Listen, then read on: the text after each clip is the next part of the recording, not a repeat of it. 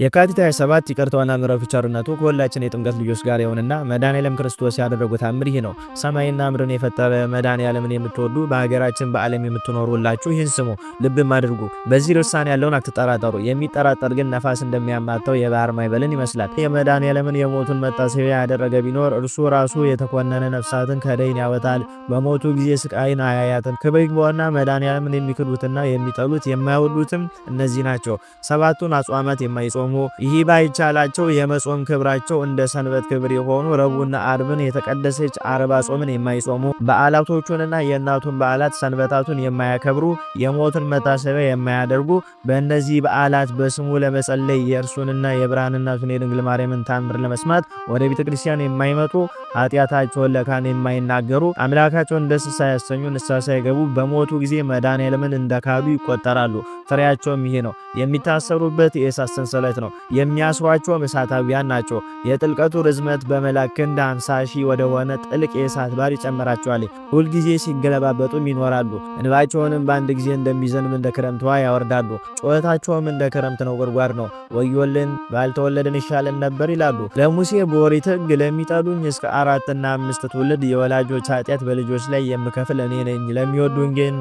ለሚወዱኝ ግን እስከ 1000 ትውልድ ይቅርታን ምሕረትን አደርጋለሁ እንዳለው በቅዱስ ወንጌልም በእኔ የሚያምን እኔ የምሰራውን ይሰራል ከዚያም የሚበልጥ ያደርጋል እንዳለ በወልድ በመድኃኔዓለም የሚያምን የዘላለም ሕይወት አለው። በወልድ የማያምን ግን የእግዚአብሔር ቁጣ በእርሱ ላይ ይመራል እንጂ ሕይወትን አያያትም። ዮሐንስ 14:12 3:36 ዳግመኛም ያመነ የተጠመቀ ይድናል፣ ያላመነ ያልተጠመቀ ግን ይፈረድበታል አለ። ሐዋርያውም ወንጌሉን ለሚክዱ እንግዲህ መጨረሻቸው ምን ይሆን እንዳለ ለሚጠራጠር ሁሉና በመድኃኔዓለም ክርስቶስ ትምህርት የማይኖር ሰው የእግዚአብሔር ፍቅር በውስጡ የለም። በክርስቶስ ትምህርት የሚኖር ግን አብና መንፈስ ቅዱስ አሉ። በዚህ ትምህርት የማያምነውን በቤታቸው አትቀበሉት፣ ሰላምም አትበሉት። ሰላም የሚለው ሁሉ በክፉ ስራው አንድ ሆኗልና። ሁለተኛ ዮሐንስ 1:10 የጥምቀት ልጆች የሆናችሁ የክርስቶስ ወዳጆች ሆይ ዳግመኛ እንነግራችኋለን ስሙን። አምላካችን መድኃኒታችን ኢየሱስ ክርስቶስ ለወዳጆቹ ለ12 ሐዋርያት፣ ለ72 አርድእት፣ ለ36 ቅዱሳን አንስት እስከ 3 ቀን እነሳላችኋለሁ፣ እዘኑ፣ አልቅሱ፣ እህልም ውሃም አትቅመሱ በሏቸው ብሎ ለዮሴፍና ለኒቆዲሞስ አክፍሎትን አስተምሯቸው መታሰቢያውን እንዳደርጉ ነግሯቸዋል።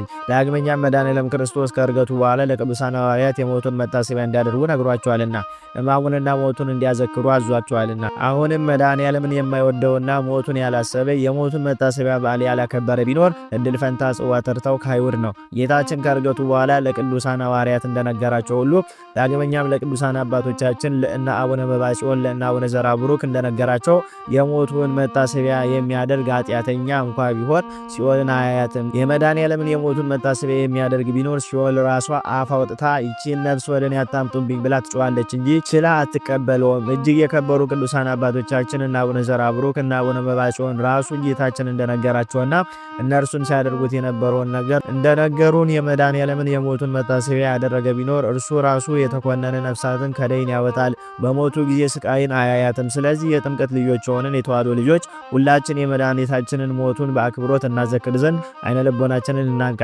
አስቀድመን የጠቀስናቸው እነዚህ ሁለት ቅዱሳን አባቶቻችን በይበልጥ የሚታወቁት ሁልጊዜ ወር በገባ በ27 መድኃኔዓለምን አብልጦ በመዘከራቸው ነው። በዚህም ምክንያት እንዳንተ በየወሩ በ27 የሞቱን መታሰቢያ ለሚያደርግ ነፍሳትን ከሲኦል አወጣለታለሁ የሚል ድንቅ ቃል ኪዳንን ከጌታችን ተቀብሎበታል። ይሄውም የመድኃኔዓለምን የሞቱን መታሰቢያ የሚያደርግ ቢኖር ነፍሳትን ከሲኦል እንደሚያወጣ ሲነግራቸው ነው። ቅዱስ አባታችን ጌታዬ ፈጣሪ ሆይ በዓልን እናደርግ ዘንድ አንተ የምትወደውን ግለጥልኝ ብለው ጌታችንን ሲጠይቁት እርሱም የሞቴን መታሰቢያ ያደረገ እንደኔ ነፍሳትን ከደይን ያወጣል፣ በእኔ የሚያምን እኔ የምሰራውን ይሰራል፣ ከኔ የበለጠ ይሰራል ብዬ በወንጌል እንደተናገርኩት አላቸው። ከዚያም በኋላ አባታችን ለልጆቻቸው እንዲህ ብሎ መከራቸው። ክርስቲያኖች ሁሉ የፈጣሪያችንን የመድኃኔዓለምን የክርስቶስን መታሰቢያ በዓሉን እናድርግ። የአባቶችን የሐዋርያትን የጻድቃን የሰማዕታት የመላእክትን መታሰቢያቸውን ባረፉበት በተሾሙበት ቀን ይከበራል። እነርሱን የፈጠራቸው እርሱ መድኃኔዓለም ነው። ያከበራቸው ከፍ ከፍ ያደረጋቸው ስማቸውን ለጠራ መታሰቢያቸውን ያደረገ እንደሚድን ቃል ኪዳን የሰጣቸው እርሱ ነው። የመድኃኔዓለምን የሞቱን መታሰቢያ ያደረገ ግን የተኮነነ ነፍሳትን ከደይን ያወጣል፣ በሞቱ ጊዜ ስቃይን አያያትም።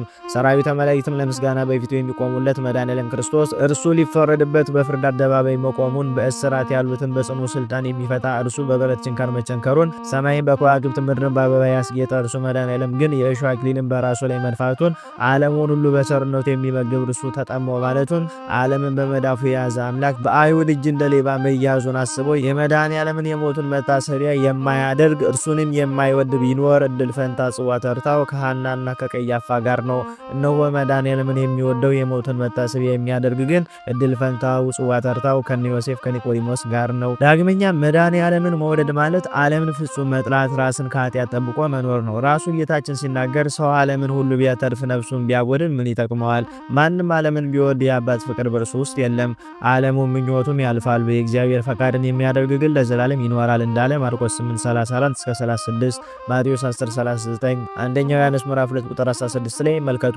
የከበሩ ሐዋርያትም ዓለምን መውደድ ለእግዚአብሔር ጥል እንደሆነ አታውቁምን? እንግዲህ የዓለም ወዳጅ ሊሆን የሚወድ ሁሉ የእግዚአብሔር ጠላት ሆኗል ያዕቆብ 2:4 ብለው እንደነገሩን ዓለምን መጥላት ማለት ራስን ከኃጢአት ጠብቆ መኖር፣ መድኃኔዓለምን መውደድና ለእርሱ መታመን ማለት ነው። ሞቱን በሚመስል ሞት ከእርሱ ጋር ከተባበረን ትንሣኤውን በሚመስል ትንሣኤ ከእርሱ ጋር ለመተባበር ቸሩ መድኃኔዓለም ይርዳን፣ አሜን። ይህ ታሪክ ከሰማችሁ በኋላ በሐሰት መማላችሁን ታቆማላችሁ። በሐሰት ለመማልም አታስቡም። ይህን ታሪክ ለሌሎች እንዲዳረስ ኮፒ ሊንክ፣ ሼር፣ ፖስት እያደረጋችሁ በኮሜንትም የአባ አንስጣሴዎስ ረድኤተ በረከታችሁ ይደርብን እያላችሁ ጻፉልኝ። ዲስራክቲቭንም ሰብስክራይብ በማድረግ ቤቱን ደግፉት። አሁን የካቲት 27 ወደሚከበሩት ወደ አባ አንስጣሴዎስ ታሪክ እናልፋለን። ይህ ቅዱስ በትምህርቱ ዓለምን የመላ ሲሆን በታላቁ ንጉሥ በቆስጠንጢኖስ ዘመን የነበረ ነው። የከበሩ ቅዱሳን ሊቃውንት አባቶች በኒቂያ ከተማ የአንድነት ስብሰባ ባደረጉ ጊዜ በዚህ ጉባኤ ላይ ከተገኙት 318ቱ ቅዱሳን ሊቃውንት ውስጥ የአንጾኪያ ሊቀ ጳጳሳት የሆነው አባ አንስጣሴዎስ አንዱ ነው። በዚህ ጉባኤ ላይ ቅዱሳን ሊቃውንት ከአርዮስን መክረው ዘክረው አስተምረው አልመለስ ቢላቸው ምዕመናንን እንዳይበክል አውግዘው ለይተውታል።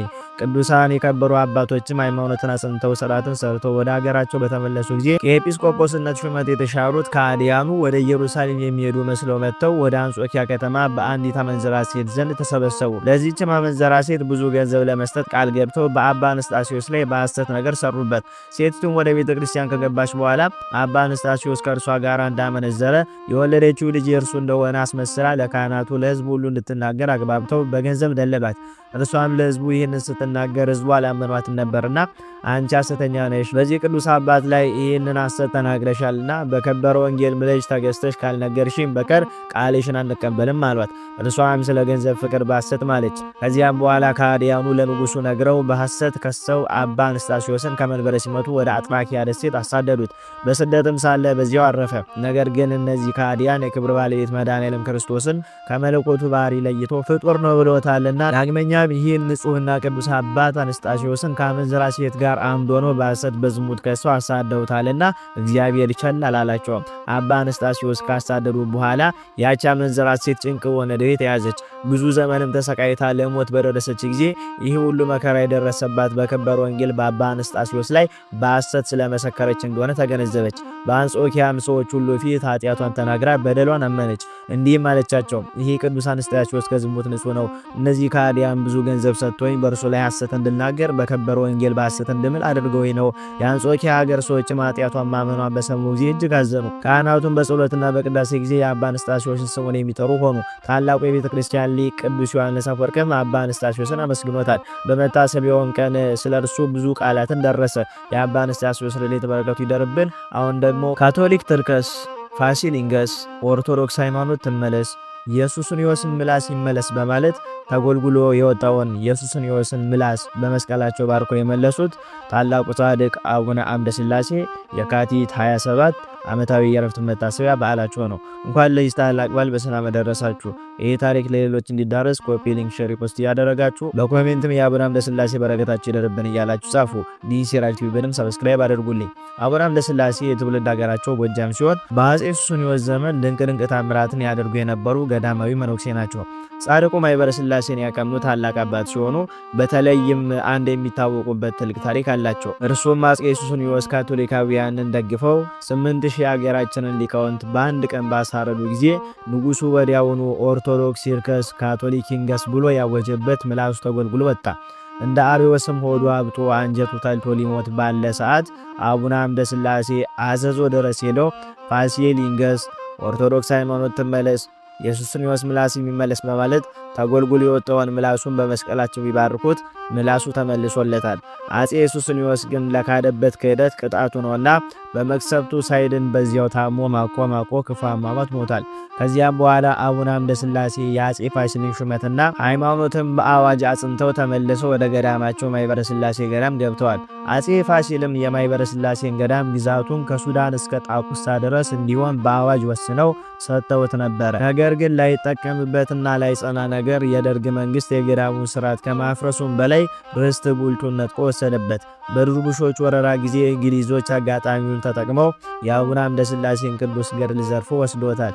ዛሬ በእንግሊዝ አገር ገድለ አቡነ አምደ ሥላሴ ይገኛል። ጻድቁ የካቲት 27 ቀን ያረፉ ሲሆን አጽማቸው በዚያው በመሰረቱት በማይበረ ሥላሴ ገዳም በክብር ተቀምጧል። ረድኤተ በረከታቸው ይደርብን፣ በጸሎታቸውም ይማረን። ዲሲ ቲዩብን ሰብስክራይብ በማድረግ ቤቱን ደግፉት። ይቆያል።